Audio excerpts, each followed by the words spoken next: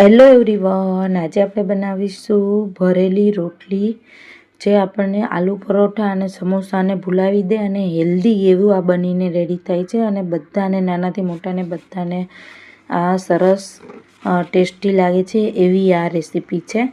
તેના માટે મેં અહીંયા 3 કપ લોટ લીધો છે રોટલીનો। તેની અંદર આપણે મોણ માટે 4 ચમચી તેલ એડ કરેલું છે, સ્વાદ પ્રમાણે નમક એડ કરીને સરસ આ રીતે મોણ દેવાય છે। ત્યાર પછી આપણે થોડું પાણી એડ કરીને પરોઠા જેવો એટલે કે રોટલીથી સહેજ જ કડક એવો લોટ બાંધવાનો છે, સોફ્ટ, આમ સોફ્ટ જ બાંધવાનો છે। આવો લોટ તમે જોઈ શકો છો તેવો। ત્યાર પછી મેં અહીંયા 250 ગ્રામ બટેકા બાફીને રેડી કરી લીધેલા છે, તેને મેશ કરી લીધેલા છે। ત્યાર પછી 1 બાઉલ મેં અહીંયા કોબીજ લીધેલું છે, 1 બાઉલ ગાજર છે, થોડું કેપ્સિકમ છે 1 મીડિયમ સાઇઝનું અને 1 બાઉલ મેં અહીંયા ધાણા લીધેલા છે સમારેલા। ત્યાર પછી મેં અહીંયા કરી પત્તા લીધેલા છે થોડા અને આદુ 1 ઇંચ ખમણીને લીધેલું છે, આખા ધાણા છે 1 ચમચી અને મરચાં છે લીલા, સ્વાદ પ્રમાણે તમારે જેવું તીખું ખવાતું એ પ્રમાણે લઈ એની આપણે દરદરી પેસ્ટ કરીને રેડી કરવાનું છે। ત્યાર પછી મેં થોડા મસાલા છે, હળદર, હિંગ છે, મરચું પાવડર છે, ધાણા જીરું પાવડર છે, આમચૂર પાવડર છે, સ્વાદ પ્રમાણે નમક છે, 1 ચમચી સાકર છે। હવે મેં અહીંયા 3 ટેબલ સ્પૂન તેલ ગરમ કરવા રાખી દીધું છે। તે તેલ ગરમ થાય એટલે તેમાં મેં હળદર, હિંગ એડ કરી દીધા છે। તે થોડા તેલમાં ફ્રાય થાય એટલે એમાં મેં આદુ, મરચાં અને ત્યાર પછી મેં આખા દાણાની જે પેસ્ટ દરદરી રેડી કરીને લીધેલી છે અને કરી પત્તા તેને આપણે આની અંદર એડ કરવાની છે। તે થોડી ફ્રાય થઈ જાય એટલે આપણે મેં અહીંયા વેજીટેબલ લીધા છે, એમાંથી ગાજર અને કોબીજ આપણે પહેલાં એડ કરશું। તે થોડું ફ્રાય થાય ત્યાર પછી આપણે એમાં કેપ્સિકમ એડ કરવાનું છે, તેને થોડું તેલમાં આપણે ફ્રાય કરી લેવાનું છે। ત્યાર પછી જે મસાલા લીધેલા છે, મરચું પાવડર, આમચૂર પાવડર, ગરમ મસાલો, મીઠું, લીંબુનો રસ ને જો આમચૂરનો પાવડર લો તો તમારે લીંબુ નથી લેવાનું, નહીંતર આમાં તમારે 1 ચમચી લીંબુનો રસ એડ કરવાનો છે। ત્યાર પછી આ બધા મસાલા થોડા કૂક થઈ જાય એટલે આપણે એમાં બાફેલા બટેકા એડ કરીને તેને સરસ મિક્સ કરી લેવાના છે અને ત્યાર પછી આપણે આમાં મેં જે ધાણા સમારીને લીધેલા છે તેને આપણે એડ કરીશું અને સરસ મિક્સ કરી લઈશું। એટલે એકલો બટેકાનો મસાલો નથી, આમાં વેજીટેબલ સાથે છે એટલે આ પણ મસાલો હેલ્ધી આપણો બનાવેલો છે।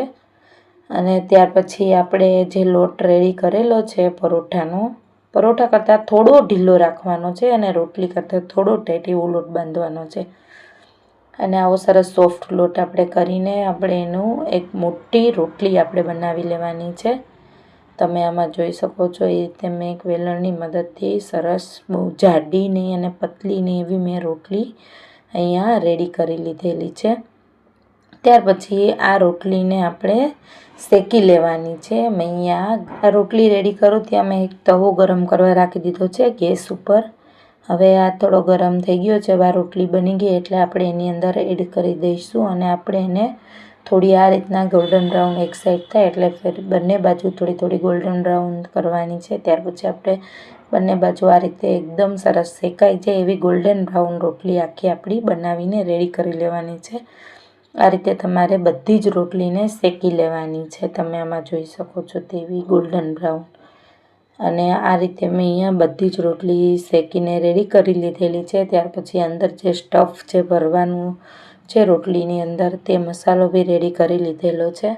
હવે આપણે ગ્રીન ચટણી કરીશું, તમે આની ઉપર શેઝવાન ચટણી પણ યુઝ કરી શકો છો। મેં અહીંયા ગ્રીન ચટણી બનાવેલી છે ધનિયાની, મરચું છે, આદું છે, 1 ચમચી સિંગદાણા છે શેકેલા એને છાલ કાઢી લીધી છે, ફોતરા કાઢી લીધેલા છે, મીઠું છે, લીંબુ છે સ્વાદ પ્રમાણે। આ બધી જ વસ્તુ એક મિક્સર જારમાં એડ કરીને આપણે એની થીક પેસ્ટ રાખવાની છે, આપણે એને પાતળી નથી કરવાની, એ રીતે આપણે આની ચટણી બનાવી લેવાની છે મિક્સર જારમાં, ગ્રાઇન્ડરમાં।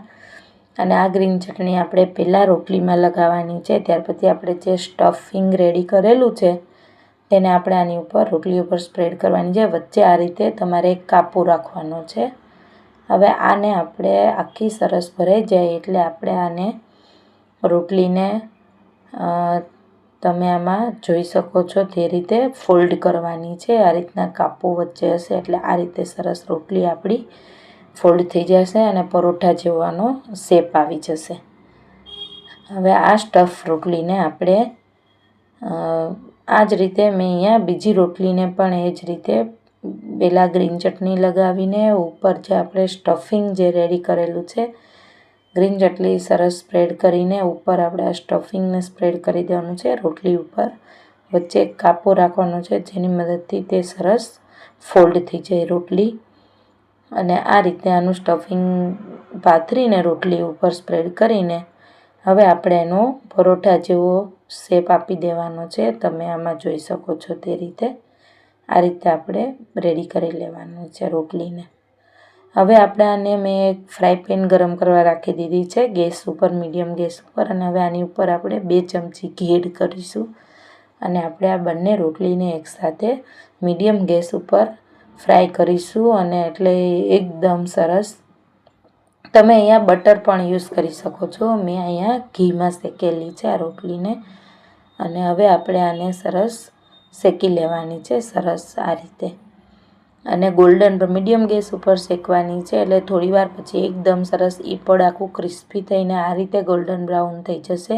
એ જ રીતે આપણે બંને બાજુ ગોલ્ડન બ્રાઉન કરી લેવાનું છે આ રીતે ક્રિસ્પી પર.